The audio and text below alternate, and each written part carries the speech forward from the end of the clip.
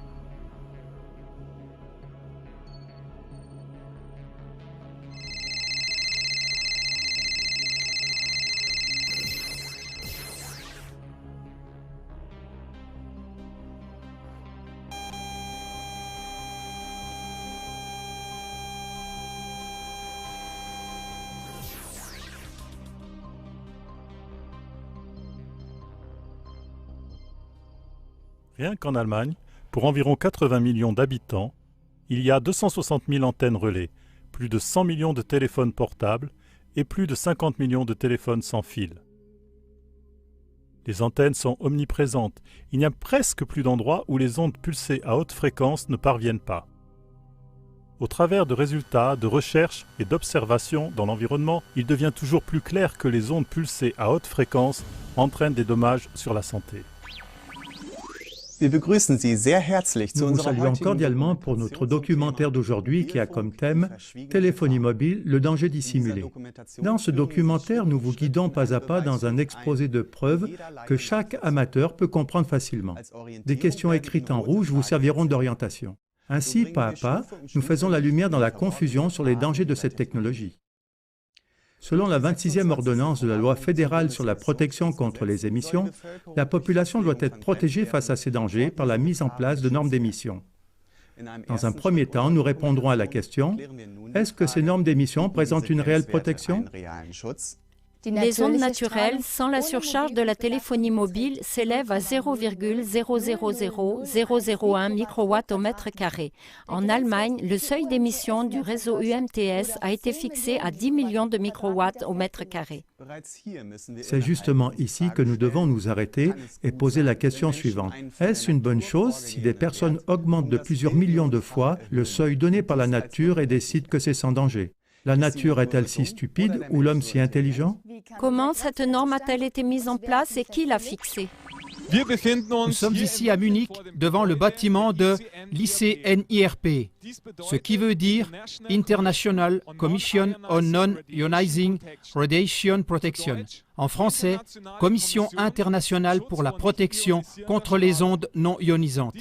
Cette association privée propose les normes des ondes pour le monde entier. Qui est cette association si éloquente? Les membres de cette organisation ne sont pas nommés ou désignés par le gouvernement, mais ils nomment eux-mêmes leurs membres. Dans la plupart des cas, ce sont des personnes qui occupent une place importante dans l'économie. Ici, je cite le professeur Bernhard, président de l'ICNIRP. Si l'on réduit les normes, alors on détruit toute l'économie. La position de l'Allemagne sera en danger. Mais comment des experts neutres jugent-ils les directives de l'ICNIRP? Professeur Dr Neil Cherry, un expert reconnu, mandaté par le gouvernement de la Nouvelle-Zélande, analyse les directives de l'ICNIRP. Il arrive à la conclusion que leurs directives sont sérieusement incorrectes, un modèle de parti pris et de déformation intentionnelle. Malgré les grandes réserves émises par d'éminents scientifiques, le gouvernement allemand et l'OMS ont repris les propositions de cette organisation proche du milieu des affaires. La mise en place des normes pour le monde entier se reporte à cette organisation proche des milieux industriels. Là, nous arrivons à la racine. Quels peuvent bien être les intérêts représentés par cette organisation privée? Les membres de cette association privée étaient-ils uniquement préoccupés par le bien-être de la santé de l'humanité? Que signifie cette norme? Sur quelle base repose-t-elle? Citons le professeur Bernhardt. En ce qui concerne les ondes, nous avons seulement compris les effets thermiques et à ce jour, c'est sur cette base qu'on détermine les normes d'émission. Il existe des études sur les effets favorisant le cancer et les dérangements cellulaires. Nous analysons ces déclarations du professeur Bernhardt au moyen d'une représentation graphique. En d'autres mots, il dit « Nous avons sans doute compris la physique, qu'il qualifie de chaleur, mais nous n'avons pas encore tout compris de la biologie et de la chimie. C'est pourquoi nous devons prendre en compte la biologie et la chimie. » Une petite bande dessinée illustre parfaitement le comportement de ce groupe.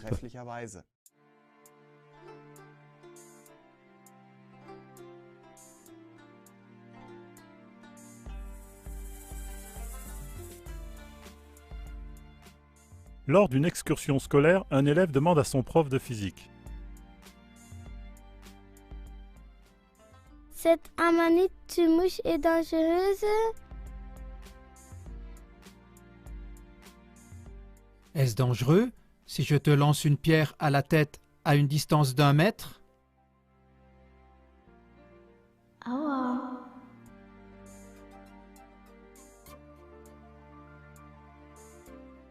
Oui? Est-ce dangereux aussi si je fais la même chose avec une amanite?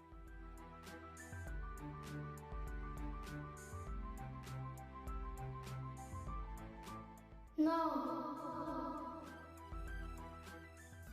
Non. L'élève s'est calmé car selon la loi de la physique, la manite tue-mouche n'est pas dangereuse. Le prof de physique ne peut pas expliquer pourquoi l'élève devient malade après avoir consommé une amanite tue-mouche. Quoi? Impossible! Le fondement des normes d'émission repose sur l'hypothèse selon laquelle il n'existe d'effet de rayonnement magnétique causé par la téléphonie mobile que sur la base des effets de la chaleur. Cela veut dire seulement dans des procédés physiques, le seuil d'émission se rapporte à un corps sans vie et ne considère en aucune façon les effets biologiques dans notre corps vivant. Tous les effets qui ne se basent pas sur la chaleur sont contestés avec véhémence. Sinon, chaque base scientifique serait privée des normes d'émission légales. Voici maintenant une définition du seuil d'émission. Le seuil d'émission valable s'oriente vers la force de la radiation qui chauffe un corps sans vie à 1 degré en l'espace de 30 minutes. Les effets de longue durée, au-delà de 30 minutes, ne sont pas pris en compte. Par conséquent, le seuil limite protège la matière morte contre un réchauffement d'une durée de 30 minutes. Nous sommes un organisme vivant. La plupart du temps, nous sommes irradiés en continu, 24 heures sur 24, dès le sein maternel. Dans notre corps se déroulent d'innombrables processus biologiques compliqués.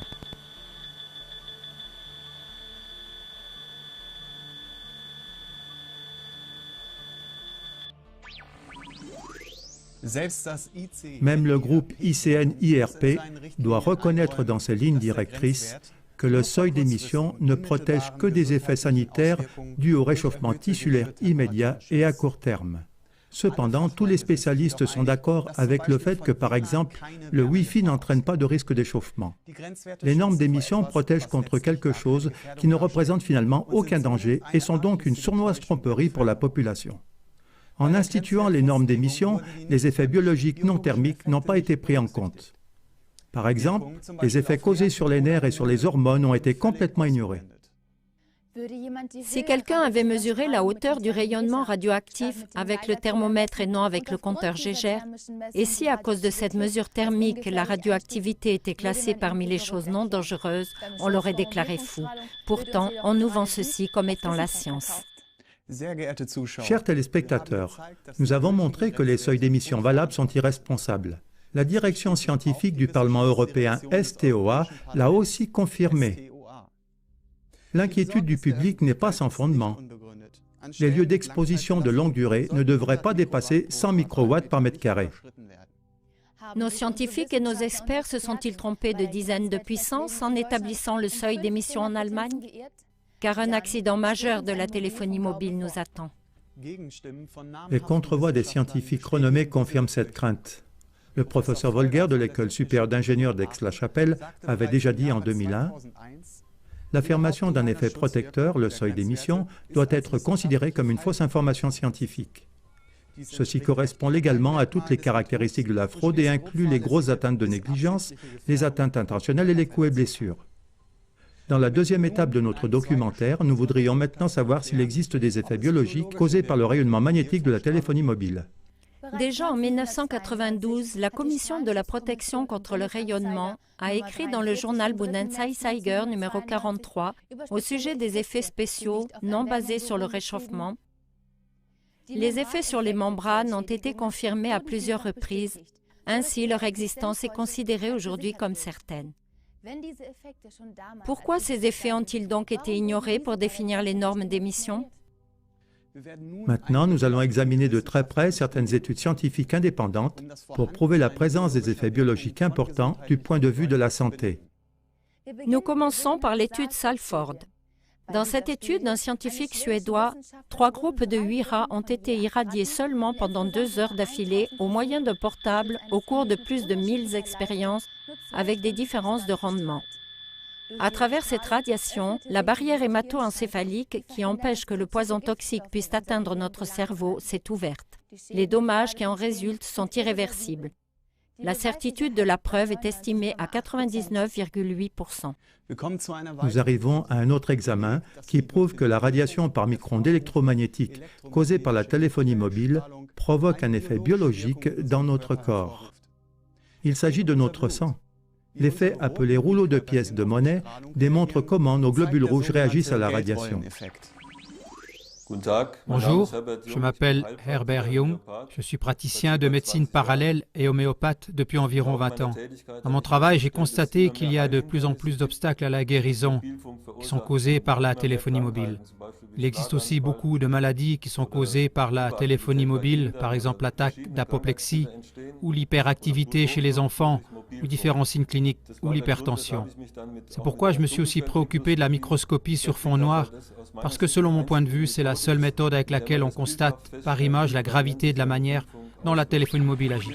Je prends maintenant une goutte de sang d'un sujet d'expérience qui n'a pas été ou qui n'est pas exposé à la charge de la téléphonie mobile et vous verrez par la suite comment cela agit.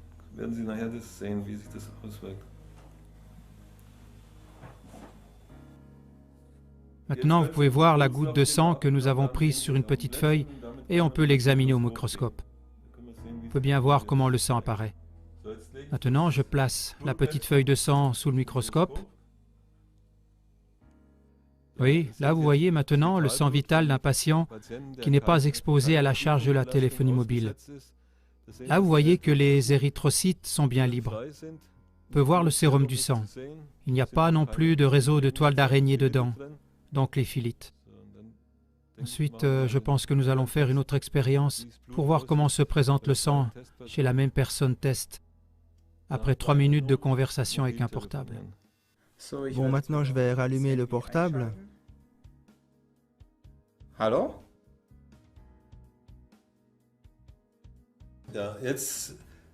Maintenant que la personne test a téléphoné 3 minutes avec le portable, nous voulons voir ce que cela produit. Faisons maintenant une prise de sang pour pouvoir l'analyser. Bon, nous avons maintenant le sang au bout de 3 minutes d'appel avec le portable. Regardons maintenant ce que cela donne.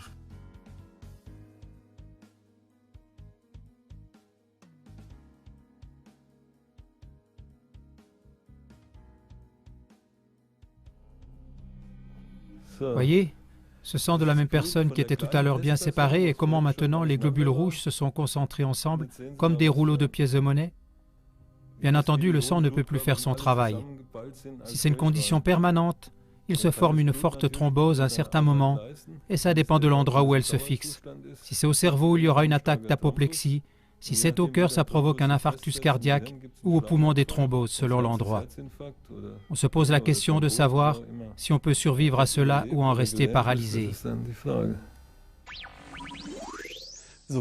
L'étude Salvord ainsi que les prises de vue au microscope à fond sombre prouvent qu'il existe des effets qui ne se basent pas sur la chaleur et qui ont une influence négative sur notre santé.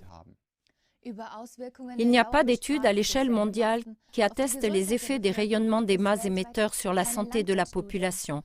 Il n'existe que l'initiative privée des médecins de Naila, l'étude Naila. Nous nous trouvons ici à Naila, à Oberfranken. Ici, des médecins locaux ont étudié de nouvelles maladies dues au cancer dans une étude de plus de 10 ans. Ce faisant, ils ont analysé si les personnes habitant dans un rayon de 400 mètres autour des émetteurs étaient plus souvent malades que celles habitant dans un rayon qui va de 400 à 800 mètres. Le résultat peut être résumé ainsi. Après 5 ans, il n'y avait pas de grande différence de maladie entre ces deux groupes. Mais entre la 6e et la 10e année de l'étude, les médecins ont constaté une augmentation de 300% du taux de cancer. En plus, ce sont les personnes de plus en plus jeunes qui sont devenues malades du cancer. Ainsi, l'étude démontre de façon impressionnante que les cancers dus aux ondes électromagnétiques n'apparaissent pas tout de suite, mais de façon décalée dans le temps. Les résultats des médecins de Naila ont été confirmés par une étude menée à Belo Horizonte au Brésil, auprès d'une population d'environ 2 millions de personnes. On pourrait encore citer beaucoup d'autres études. Un groupe de travail international de scientifiques, de chercheurs et de spécialistes en politique de la santé publique a donné, après le dépouillement de plus de 2000 études, le résultat suivant. Les normes d'émission existantes n'offrent pas de protection pour la santé publique. Il est conseillé d'instaurer des nouvelles normes qui se fondent sur une base biologique. Nous récapitulons. Les études citées prouvent l'existence d'effets biologiques qui ne sont pas causés par influence de la chaleur du champ électromagnétique, mais par son effet athermique. Ainsi, nous arrivons au troisième volet de notre documentation et nous posons logiquement la question suivante. Est-ce que ces effets biologiques athermiques prouvés ont des conséquences négatives sur notre vie? Le géobiologiste Maes rapporte « Les plaintes se font plus fortes, car les symptômes physiques et psychiques, comme par exemple maux de tête, vertiges, fatigue chronique, acouphènes, problèmes hormonaux, nerveux, cardiaques et de sommeil, difficultés de concentration, troubles déficitaires de l'attention, troubles d'hyperactivité, TDAH, agacement, allergie, angoisse, troubles de la vue et indisposition générale apparaissent juste après qu'on ait installé de nouvelles antennes émettrices dans les parages ou après que des téléphones sans fil ont fait leur apparition. Malheureusement, les données statistiques qui ont été publiées par Rosta et par l'UNICEF en 2009 et 2010 ont démontré que depuis les années 2000, il y a un accroissement continu de maladies infantiles qui sont à attribuer selon toute vraisemblance à l'utilisation du portable. Au sujet des faits alarmants de cette enquête, l'accroissement des maladies est particulièrement préoccupant parmi les jeunes gens de 15 à 19 ans en comparaison à l'année 2000. Les troubles du système nerveux central ont doublé. Les maladies du sang et les troubles du système immunitaire ont augmenté de plus de 80%. Les troubles neurologiques de plus de la moitié, plus 58%. Et les troubles épileptiques de plus de 36%. L'affirmation « les portables rendent bêtes » se reflète dans la contre-performance croissante des élèves car la conséquence des communications par portable sont des troubles de la mémoire, un manque de concentration, des maux de tête, des acouphènes et d'autres symptômes similaires. Sur toile de fond du champ électromagnétique croissant, nous vous montrons maintenant un exemple du quotidien d'une école allemande qui n'est certainement pas un cas unique. Oui, prenez place s'il vous plaît. Merci beaucoup. Monsieur Weiner, merci beaucoup de vous être déplacé dans notre école en qualité d'expert des ondes. Beaucoup de nos élèves sont déconcentrés. Certains montrent des mauvaises performances inattendues. Certains sont hyperactifs et d'autres par contre sont dépressifs. Est-ce que cela peut avoir un rapport avec les ondes? Oui, bien sûr. J'en ai fait moi-même l'expérience. Je suis devenu électrosensible. Et on doit simplement savoir que le rayonnement provoque plus de dégâts chez les enfants et les adolescents parce qu'ils sont en pleine croissance. Ce qui est très important justement lors de l'utilisation des portables chez les enfants et les jeunes. Là, j'ai apporté une image. Ce rayonnement des portables pénètre très profondément dans la tête des enfants. Par exemple, chez les enfants de 5 ans, de 10 ans et des adultes à partir de 21 ans.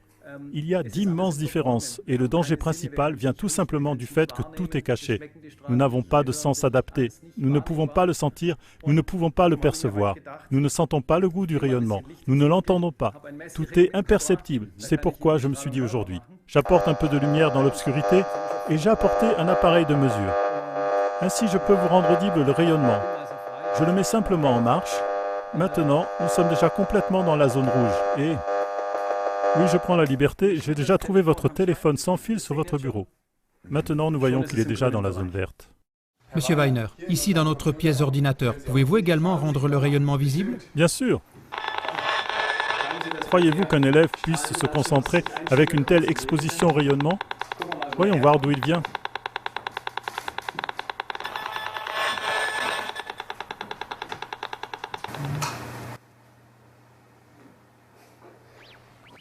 Monsieur Weiner, nous nous trouvons maintenant à l'étage supérieur. Qu'en est-il ici avec le rayonnement?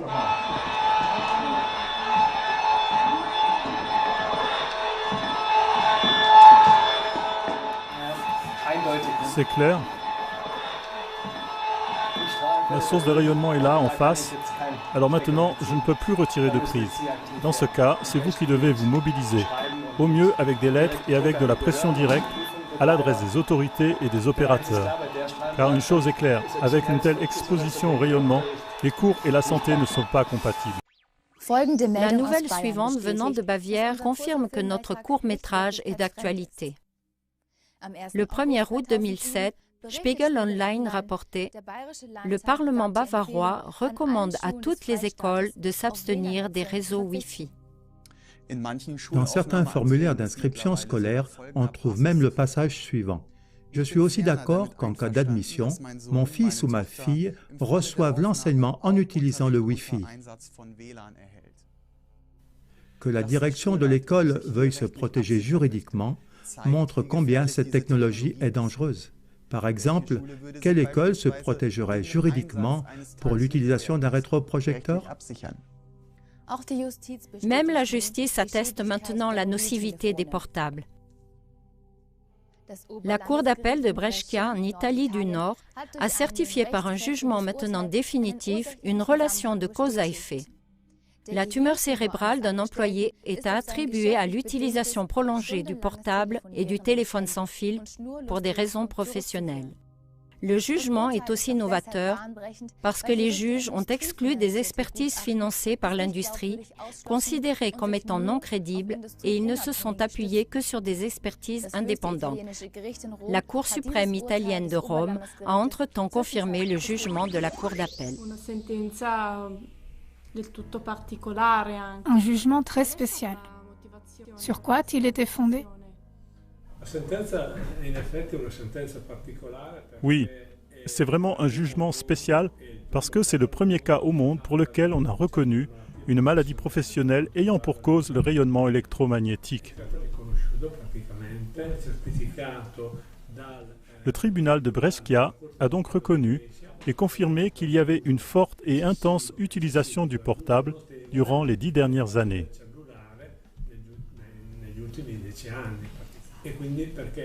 Et ce, parce que j'ai utilisé le portable et le téléphone sans fil pendant 5 à 6 heures par jour pour de longs entretiens. Et je me souviens que souvent, après ces communications téléphoniques, j'avais une oreille rouge et moite. À vrai dire, toute la moitié gauche de mon visage.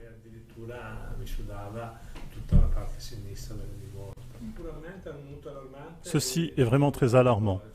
Mais je veux encore vous dire une autre chose qui a aussi été publiée dans les médias.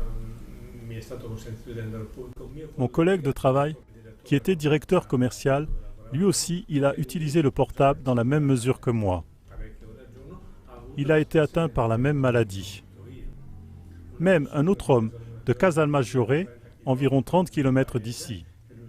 Il était, lui, chef d'atelier et utilisait un téléphone sans fil 8 heures par jour. Il a exactement eu la même tumeur. Ce sont des faits.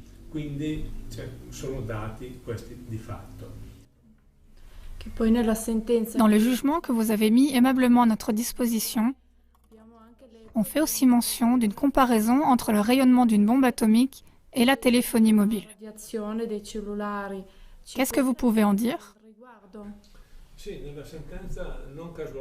Oui, sur ce point, le jugement se réfère à une comparaison du CTU qui a été constituée par le médecin mandaté par la Cour d'appel de Brescia. Cette comparaison dit que la téléphonie mobile produit plus de dommages que par exemple la bombe atomique d'Hiroshima. Mais la différence, c'est que la bombe atomique exerce un effet temporel. Par contre, toute l'humanité est exposée au rayonnement de la téléphonie mobile chaque jour durant 24 heures, et cela 365 jours par an. De même, des experts, des scientifiques et des médecins confirment les pires craintes. Un employé de chez Motorola, Robert Sekane, qui a travaillé dans l'industrie des télécommunications pendant plus de 30 ans, en vient au résultat suivant dans son livre « Téléphone cellulaire, la roulette russe ». Pour l'utilisateur, une communication téléphonique de 2 minutes se répercute pendant une semaine dans les circuits cérébraux modifiés.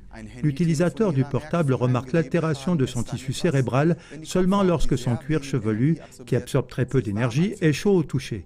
Du fait que le tissu cérébral sous-jacent n'a pas la capacité d'interpréter l'augmentation de la température, le dommage du tissu peut être massif et irréversible à ce moment-là. Louis Morgan, ingénieur en électricité et directeur de la Société américaine de lutte contre les tumeurs cérébrales, a dit en 2009 dans une interview avec le magazine Saldo, des centaines de milliers d'utilisateurs de téléphones portables vont être atteints de tumeurs cérébrales. Les téléphones portables devraient être interdits jusqu'à 18 ans. Le risque de tumeur est nettement plus élevé pour les enfants que pour les adultes. Et encore une chose. Cela, tout le monde peut le vérifier lui-même sur Internet.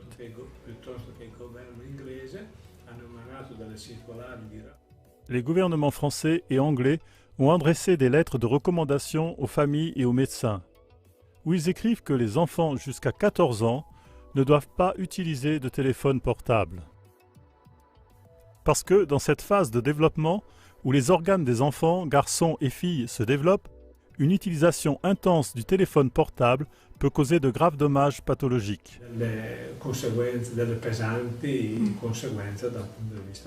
Ces recommandations devraient effectivement être édictées par toutes les instances compétentes.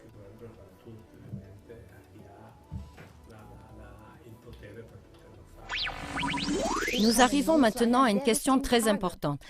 Les effets biologiques émanant des radiations de la téléphonie mobile pourraient-ils déclencher le cancer?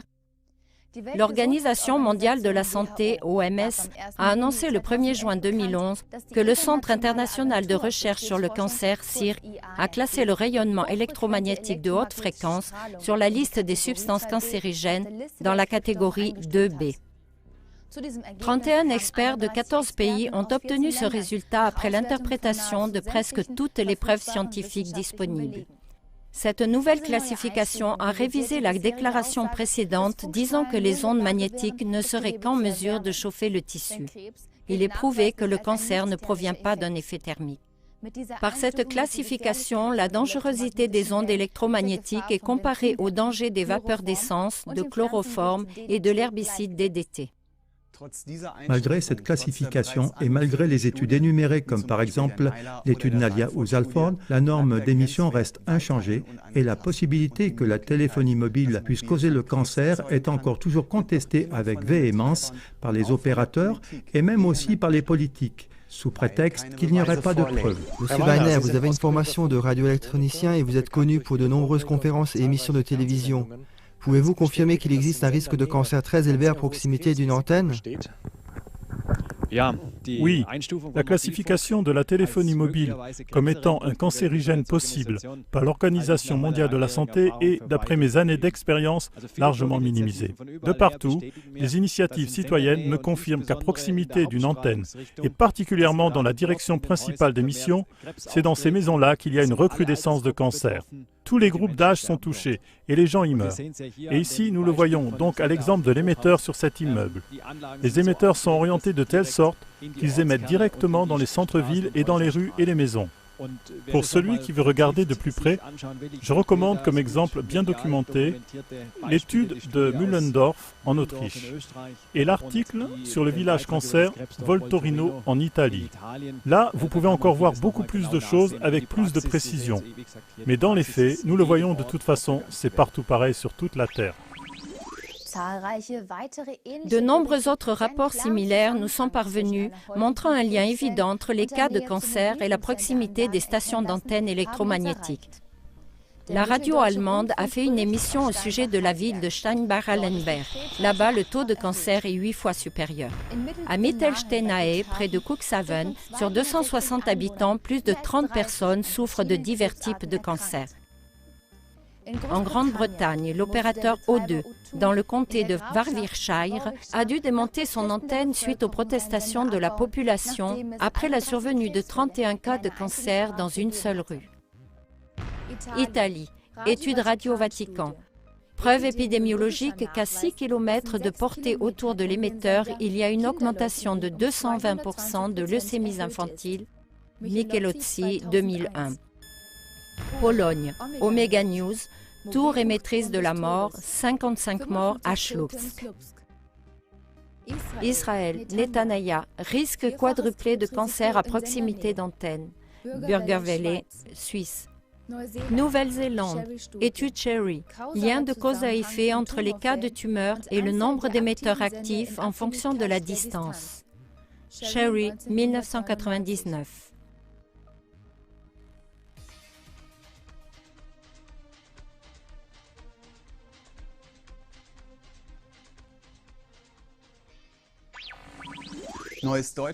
Le journal Neues Deutschland rapporte le 19 février 2002, lors d'un rassemblement de protestation à Cobourg en 2002, le physicien nucléaire et président national adjoint de EDP, professeur Klaus Buchner, dit « Les atteintes à la santé, comme les dommages causés aux cellules du cerveau et au patrimoine génétique, ainsi que les modifications de la formule sanguine déclenchées par le système de communication mobile sont bien documentées.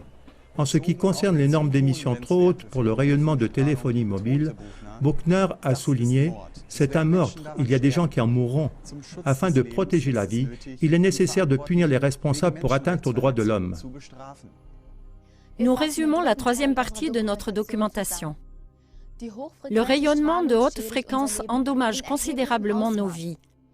Étant donné que ce n'est pas dû au stress thermique, ce sont seulement des processus biologiques qui peuvent en être la cause. Nous passons maintenant à la prochaine étape de l'exposé des preuves et nous clarifions maintenant dans la quatrième partie de notre documentaire si ces dommages peuvent être confirmés par des exemples tirés de la pratique.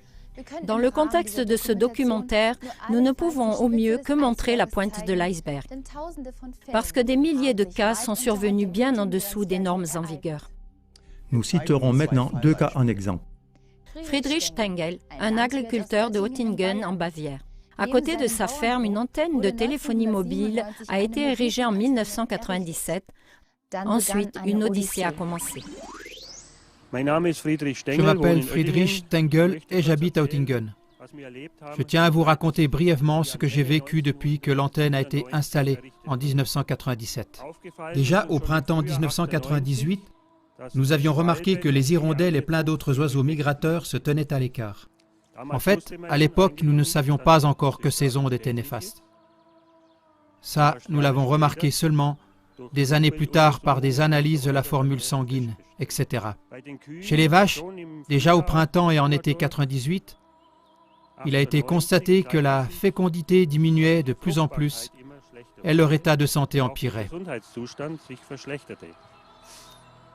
Dans les 2 ans après l'installation de l'antenne, nous avons perdu l'ensemble de notre troupeau de vaches, environ 8 à 9 vaches.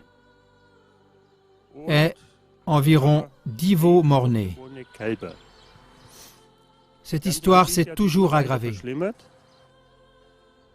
Les vaches ne portaient presque plus et continuellement, les vaches succombaient de déficience immunitaire. Jusqu'au moment où le vétérinaire a regardé par la fenêtre et a vu l'antenne. Il a dit « Nous allons faire des analyses de sang, des grandes analyses. » Nous avons constaté que les lymphocytes étaient complètement à la cave. Seulement, chez les analyses de sang ici, il restait seulement 21% des lymphocytes. Nous avons aussi analysé le cortisol, l'hormone du stress. Par rapport aux normes de référence, seulement 10 à 20% est encore là. Cortisol, c'est l'hormone du stress. Et sûrement beaucoup d'autres hormones sont à cause de cela modifiées. On ne peut pas toutes les analyser. Et c'est beaucoup trop cher.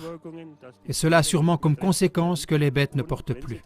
Et si elles portent, alors soit les veaux sont morts-nés, soit ils sont prématurés, faibles à la naissance et succombent de cela.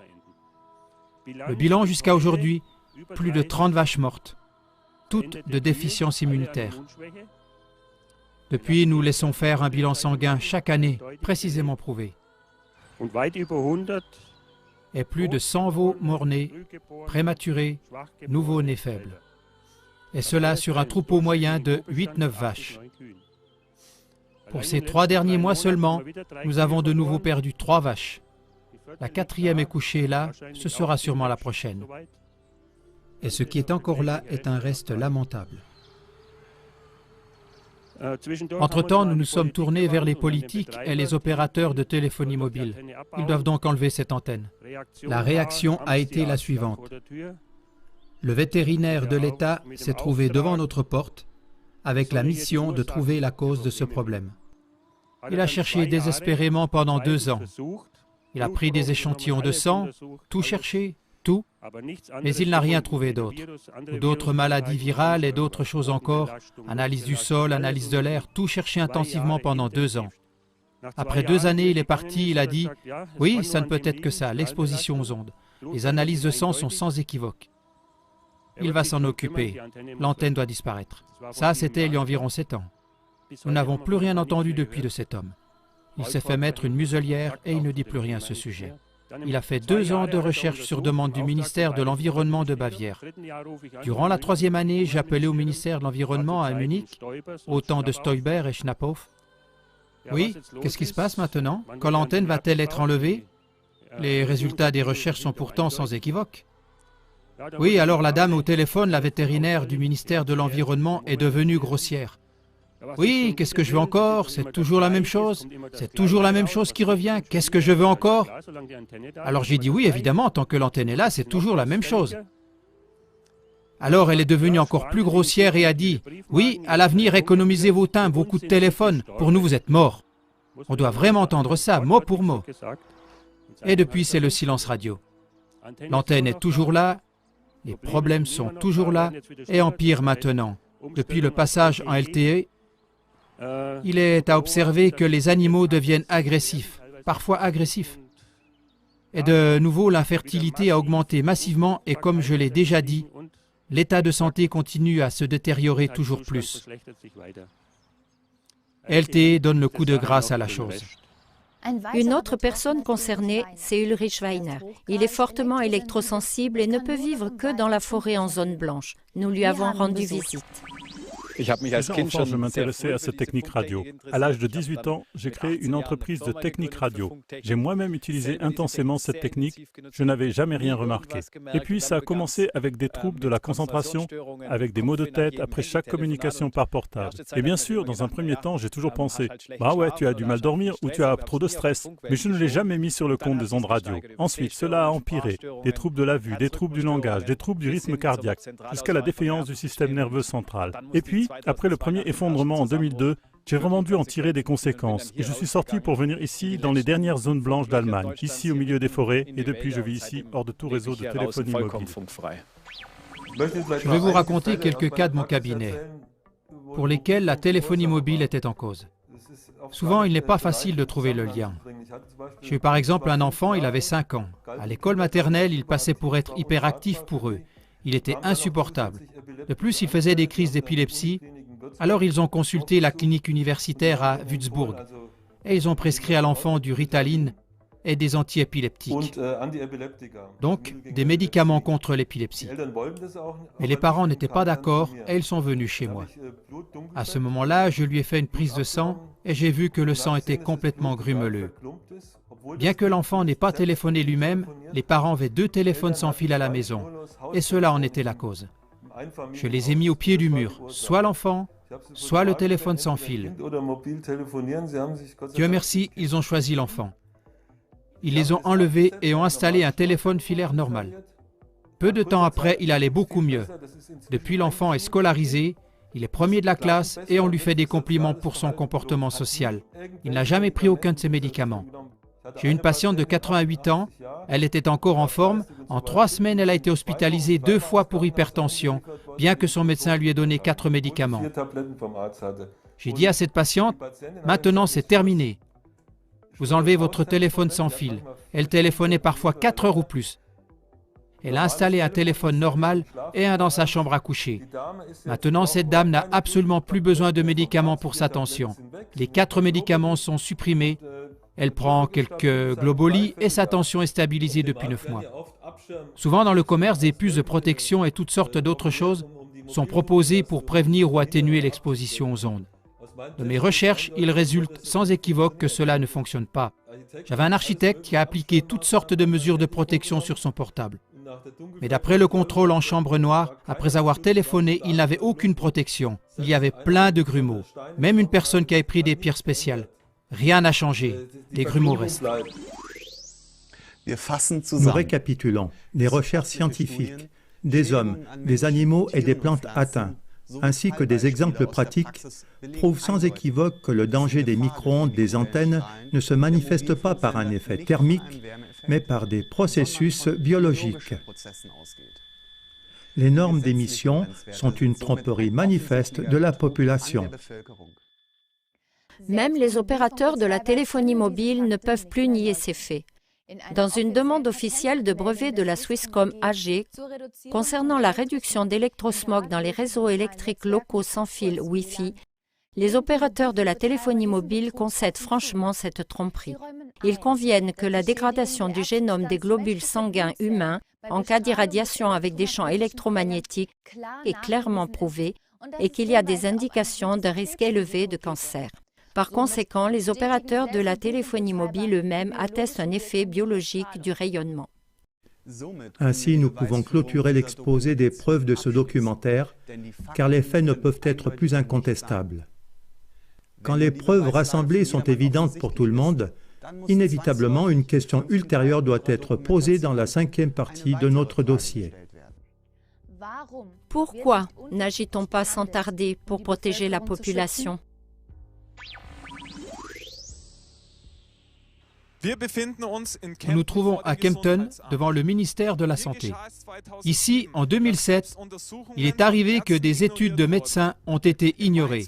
En mai 2007, des médecins de famille ont remis aux autorités locales de la santé une étude comparative qui prouvait à l'aide d'analyses sanguines qu'autour des stations de base, le taux de mélatonine et de sérotonine des riverains chutait de manière significative.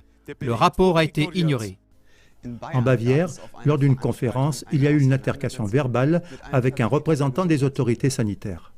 Les personnes concernées ont demandé au Dr Hartmann pourquoi le ministère de la Santé avait refusé de faire de telles analyses par le médecin conseil. Il a répondu que le gouvernement de Bavière a, par un courrier interne au service de la santé, interdit que les médecins conseils deviennent actifs lors de rapports concernant des problèmes de santé en relation avec des antennes de téléphonie mobile. Le gouvernement leur avait interdit d'établir des expertises médicales. Mais l'ignorance va encore plus loin.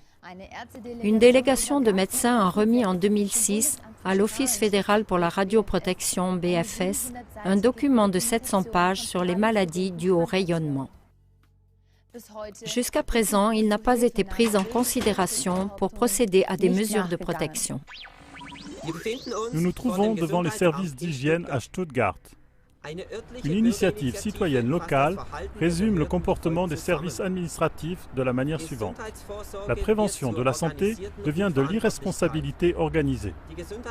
Les offices de la santé refusent simplement de se pencher sur le sujet. Parce que dans le décret, il est inscrit qu'en dessous des normes d'émission, on ne devient pas malade. Alors on ne peut pas être malade. C'est décrété ainsi. Le citoyen devenu malade illégalement ne convient pas à ce décret. Il est classé comme étant un simulateur ou un malade mental. Ainsi, on peut se débarrasser de la réalité. Ici, à l'arrière-plan, vous voyez l'Office fédéral pour la radioprotection. Dans le même bâtiment se trouve aussi le siège de l'ICNIRP, cette association privée qui a manigancé la duperie des normes d'émission. Ceci explique peut-être aussi pourquoi l'Office fédéral protège les rayons contre les hommes et pas les hommes contre les rayons. Dans les brochures, les faussaires et de la falsification subtile à la criminalité scientifique, il est prouvé à l'aide des documents publiés que des recherches ont été falsifiées intentionnellement non seulement par l'Office fédéral de la radioprotection, mais encore par le gouvernement fédéral. En outre, des recherches ont été empêchées, retardées, cachées ou simplement ignorées. Le professeur Franz Adelkofer, le chef de l'étude Réflexe et par conséquent un membre établi, a constaté dans le même ordre d'idées que la supposition que même l'Office fédéral pour la radioprotection a les pieds et les poings liés par décret d'en haut est proche de la vérité. Les faits rassemblés sont incontestables et ne permettent qu'une conclusion. Si des montagnes de preuves matérielles sont ignorées, ça ne peut plus être justifié par la négligence de quelques fonctionnaires, mais cela se passe intentionnellement sur instruction d'en haut. Ici, par conséquent, la santé de nations entières est délibérément sacrifiée. Avec raison, les auteurs des écrits cités plus haut parlent de criminalité, car le comportement des instances officielles et des politiciens, documenté ici, est hautement criminel. Ainsi, notre documentation est devenue un cas exemplaire pour la justice. C'est pourquoi nous devons poser la question suivante dans la 6e partie. Dans quelles mains criminelles le gouvernement est-il tombé? Dans cette partie, nous voulons examiner plus exactement sous toutes les coutures l'influence que les associations de lobby exercent. Nous commençons par l'influence sur la politique.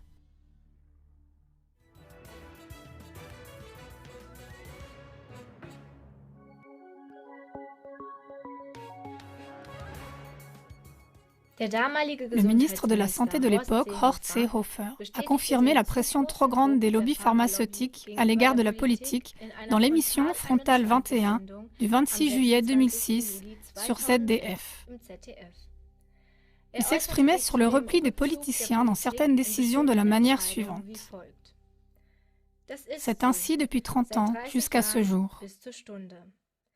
Des changements utiles et structurels, aussi dans le sens d'une plus grande économie sociale du marché, ne sont pas possibles dans le système de santé publique allemand à cause de l'opposition des associations de lobby. Devant l'indignation de la journaliste qui ne peut pas accepter que cela soit ainsi, que l'industrie est plus forte que la politique, Seehofer a rétorqué de la manière suivante. Je ne peux que vous décrire que c'est ainsi, et que cela se passe comme ça. Et cela de manière très active. Lors d'une seconde interview sur ARD le 20 mai 2010, Seehofer a confirmé la déclaration en d'autres termes. Ceux qui décident ne sont pas élus, et ceux qui sont élus n'ont rien à décider. Klagemauer TV, ce n'est pas de citoyens transparents, mais de médias, de politiciens, de directeurs financiers transparents que nous avons besoin. Ce sont les lobbies de la téléphonie mobile et de la pharmacie qui décident. La santé de la population est sacrifiée sur l'autel de l'appât du gain. Sur ce point, un autre extrait de la brochure Les faussaires. Face à cette situation de fait, on doit constater que lorsqu'on s'interroge sur les dangers des nouvelles technologies de la communication pour la santé, il ne s'agit pas d'un débat scientifique, mais de différends entre les intérêts économiques d'une branche industrielle et du gouvernement d'un côté, et les intérêts sanitaires de la population de l'autre côté. Ce faisant, nous venons à l'influence que les actions de lobby exercent sur la science. Le professeur Heinrich Schendorf était procureur lors du procès sur les produits de traitement du bois et il est par conséquent un initié, il dit. Un grand nombre d'experts émettent simplement de faux avis. Ils ne se trompent pas, ils mentent.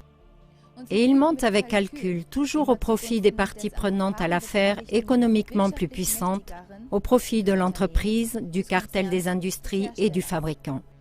Jamais à l'avantage des plaignants malades. Ce que ces experts font n'est pas un service amical, mais il s'agit là d'un compromis. Mensonge contre cash. En échange, les entreprises peuvent souhaiter quelque chose, à savoir des expertises avantageuses. Et ils les reçoivent, sinon les relations commerciales seraient compromises. Un deuxième exemple. Durant de nombreuses années, le professeur Peter Zem a fait des recherches pour Télécom. Dans une interview avec le Schwäbische Zeitung, le professeur Zem met en évidence « Il est sûr qu'en plus du réchauffement comme pour un four à micro-ondes, il existe aussi d'autres effets biologiques du rayonnement électromagnétique pulsé, comme ceux des portables. » La Télécom a interdit au professeur Zem de publier ces résultats indésirables. Les examens du professeur Zem montrent les déductions suivantes. La Télécom sait, de par ses propres expériences, que des dérèglements sanitaires surviennent avec des émissions bien inférieures aux normes, bien qu'elle prétende publiquement que les normes seraient sûres. Ça veut dire en clair, les opérateurs de la téléphonie mobile nuisent consciemment par appât du gain à la santé et à la vie de la population. Ce sont des dommages corporels intentionnels et ainsi de la criminalité à haute échelle.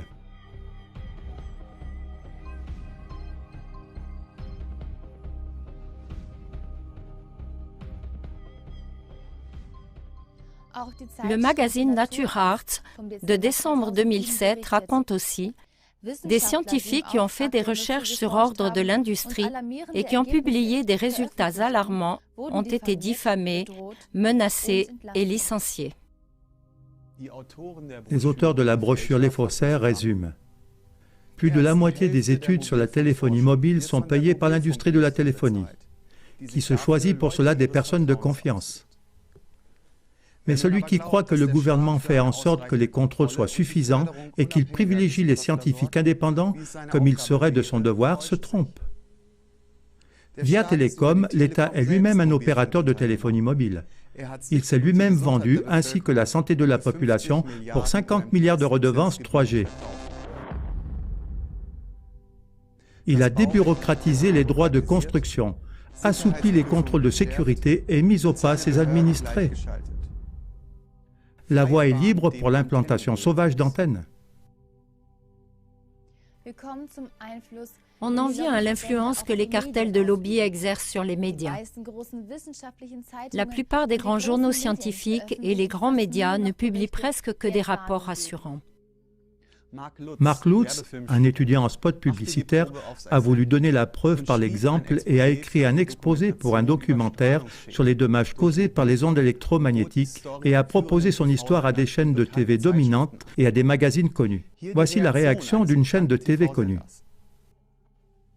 Vous voulez nous proposer un film sur les dommages causés par la téléphonie mobile? C'est un sujet super, mais avez-vous aussi réfléchi qui sponsorise nos spots de publicité? Une censure a lieu dans les médias. Les informations vitales sont sciemment cachées à la population par appât du gain. Ça aussi, c'est un comportement criminel.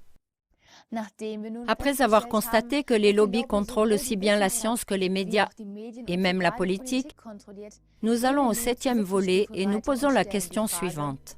Y aurait-il encore des arrière-plans cachés plus profondément? Qui contrôle ou plutôt qui supervise au juste les lobbies? Savez-vous par exemple que notre réseau moderne de téléphonie mobile est en même temps un gigantesque réseau de surveillance? Pourquoi lors de chaque achat de téléphone portable, le numéro de la carte d'identité doit-il être enregistré?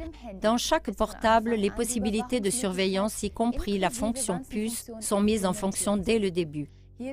Par ce moyen, il est possible que chaque utilisateur soit localisé partout et à tout instant. Chaque conversation peut être interceptée et tout mouvement être enregistré. C'est un pas en direction du citoyen transparent. Si la couverture de réseau est totale, ça signifie en effet que chaque utilisateur de portable peut être localisé partout et en tout temps. Bilan. De tout temps, dans l'histoire de l'humanité, l'intention des puissants et des dirigeants était de pouvoir tout surveiller et contrôler.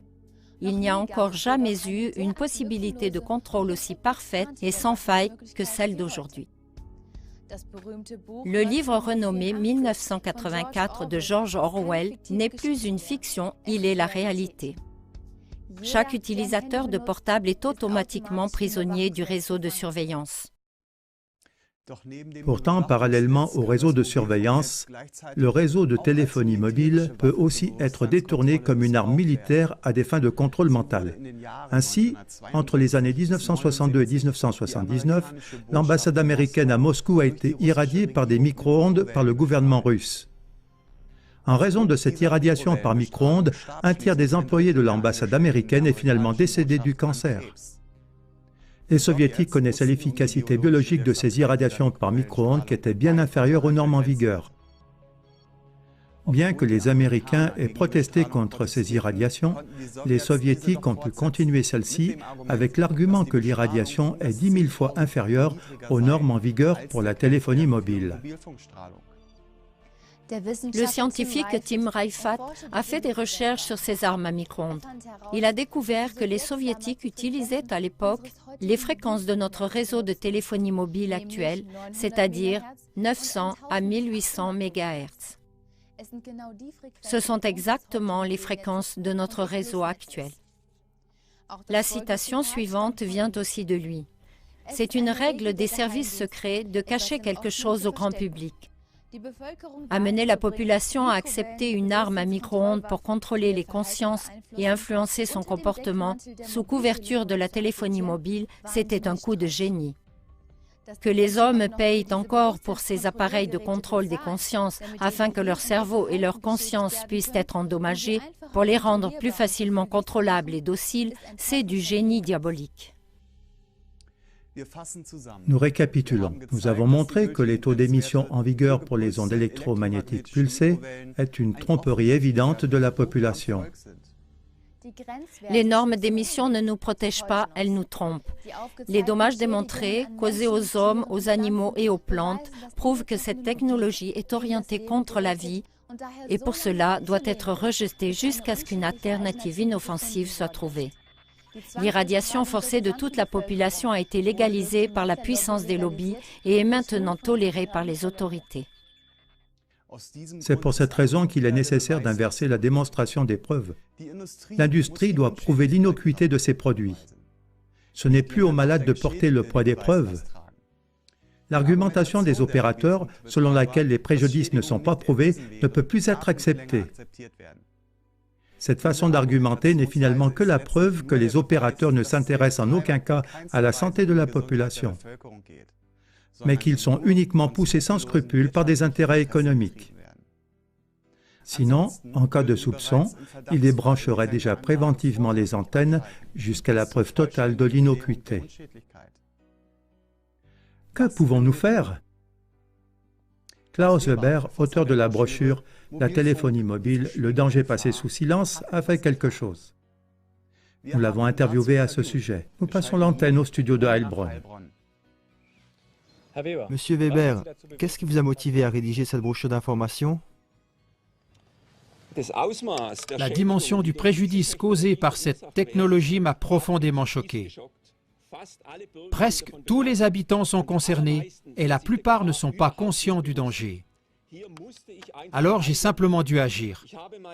J'ai réduit mon temps de travail de 50% et j'ai fait des recherches pendant des mois pour pouvoir réaliser cette brochure. Ce crime doit venir à la lumière du public.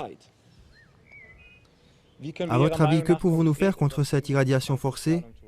Devrions-nous en priorité dévoiler la tromperie des lobbies de la téléphonie mobile par un travail d'information? Certainement, le travail d'information est le premier pas pour amener le danger de la téléphonie à la lumière. Mais chaque médaille a ses deux faces. Nous ne pouvons pas, d'un côté, mettre au pilori le lobby de la téléphonie mobile et de l'autre côté ne pas être prêt à faire un petit sacrifice, c'est-à-dire renoncer au portable. En dernière conséquence, nous finançons nous-mêmes le lobby de la téléphonie mobile. Ulrich Weiner l'a bien récapitulé. Lors d'une conférence, il a dit « Cette technique est une agression contre la famille. Elle est une agression contre nos vies. Il n'existe qu'un seul chemin pour y remédier. C'est le renoncement absolu. Il n'existe aucun autre chemin. » De plus, dans votre brochure, vous parlez de téléphoner passivement. Exactement. Téléphoner passivement est de loin plus dangereux que fumer passivement. Par exemple, parce que notre sang devient grumeleux. Chaque utilisateur de portable porte par son comportement une part énorme de la problématique globale. Téléphoner avec son portable n'est pas une affaire privée, parce qu'on ne se nuit pas seulement à soi-même, mais aussi à son entourage. On doit être conscient lorsqu'on téléphone que les personnes qui habitent à proximité des antennes sont beaucoup plus irradiées lors de ces appels. Plus nous téléphonons, plus des mâts doivent être érigés. Le réseau de téléphonie mobile et la protection de la santé sont des opposés incompatibles. Monsieur Weber, merci beaucoup pour cette interview. Avec plaisir. Avec cela, nous sommes arrivés à la fin de notre documentaire, par lequel nous avons voulu vous transmettre des informations vitales. Ce film documentaire est aussi destiné aux opérateurs qui nient farouchement ces faits, aux soi-disant scientifiques qui masquent les données, aux politiciens qui ignorent, aux médias qui passent sous silence. Chacun d'eux devra rendre des comptes pour son comportement irresponsable, car la lumière démasquera cette injustice. Nous vous remercions, chers téléspectateurs, pour votre intérêt. Dans l'attente d'avoir pu, au travers de ce film, mettre à la lumière le danger caché de la téléphonie mobile et dans l'attente que vous nous aidiez à percer ce dangereux mutisme, nous vous disons au revoir. Verabschieden wir uns von Ihnen.